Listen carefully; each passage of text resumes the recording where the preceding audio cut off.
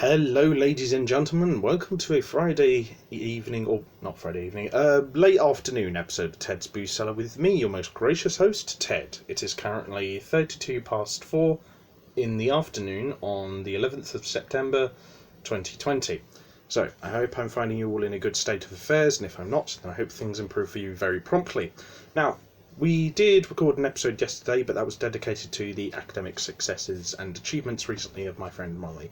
Now, today we're going to be taking a look at a drink I've wanted to try for quite a while, and it's a French cider, and you'll remember I reviewed a while back a Normandy farmer cider from the north of France. So today we're taking a look at another northern French cider, this time from Brittany. So this is Cidre Breton, which is made by it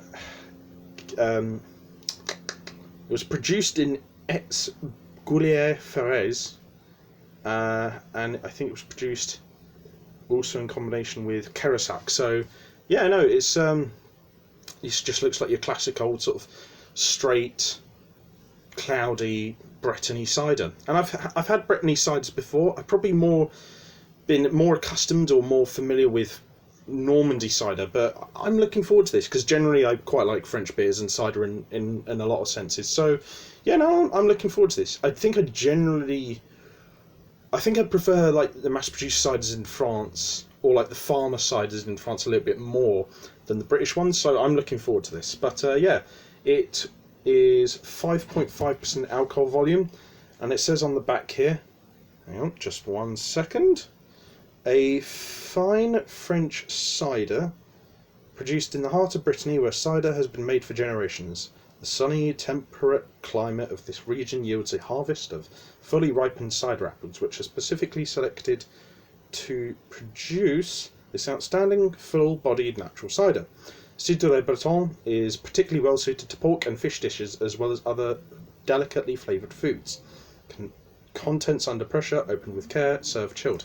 So that all sounds about right. I've had this in the fridge for the last 24 hours, and after I've reviewed this episode, I'm going to have it with some salami crisps, so that should be quite nice. And this was, once again, a drink I got from the Wine Barrel on Western Road in Hove. It was, let me just check again, it was £2.69. So if you're ever passing by there and you want to try this out, it costs £2.69 from there. So first off, I really like the design and colouring of the bottle and the label. Very simple, very clean, good artwork, 10 out of 10. I like it a lot. I like it simple, but also somewhat expressive. Because you've got a nice little French farmer there on the front, just having a nice old drink of Brittany cider in one of those traditional, like, Brittany bowls with a sort of a handle that you're traditionally meant to have this kind of cider in, but I don't have one of those, so I'm just going to have it in this bottle. So, let's give it a little sniff first to see what our first impressions are like.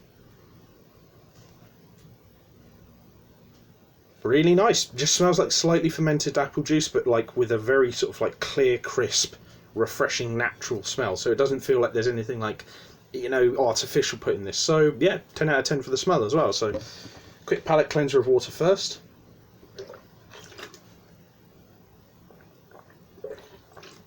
And then on to the drink of the day and the most important aspect, which is of course the taste. So to everyone else, I hope you have a c'est magnifique weekend, and bottoms up.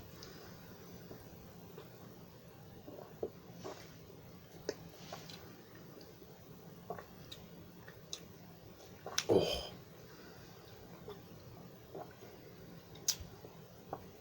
that's lovely.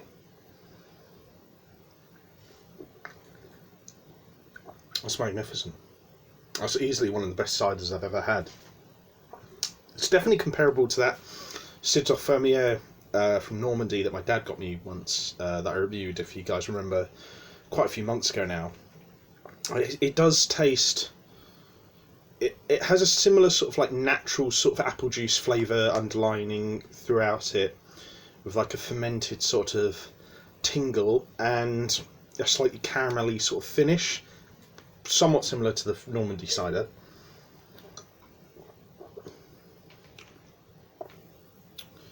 I could probably prefer this one a little bit more because it's slightly smoother. And it's got a really good balance of mild, sharp, and sweet. Like it's got those the three principles of a cider really closely match there. It's just a very smooth, simple apple cider with a slight hooty caramelly finish. But yeah, I'm going out of my way to get this again in the future. I mean, I'm not much of a cider drinker now as I used to be, like about 10 years ago. But this is lovely. This is really good stuff, and I would probably have this again in the future if I was making something like sausage and chips or pork pot roast for dinner or something like that. This would probably go really well with something like that. But yeah, hang on. I'm really struggling to find anything wrong with it. So yeah, 10 out of 10. This is absolutely superb. Really, really nice stuff. I mean, yeah, it's just like fermented, cloudy, natural apple juice with a bit of fizz, but a really nice finish and a great balanced taste overall. It's just simple. Sometimes simpler is better. So yeah, massive 10 out of 10.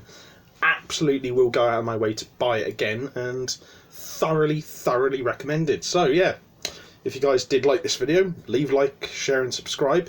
If you have anything you agreed or disagreed with, or you want to leave any suggestions for future episodes of Ted's Booze Cellar, leave those ideas in the comments section below. And if you want to check out anything else I do online, I'll leave the links to my social medias and other YouTube channels in the video description below. But, ooh, c'est magnifique. But yeah, until next time, have fun, stay safe with whatever you're doing, don't do anything I wouldn't do, wash your hands, take a mask with you to the shops at the moment, drink responsibly, know your limits, and I'll see you guys at the bar next time on Ted's Booze Cellar. Au revoir.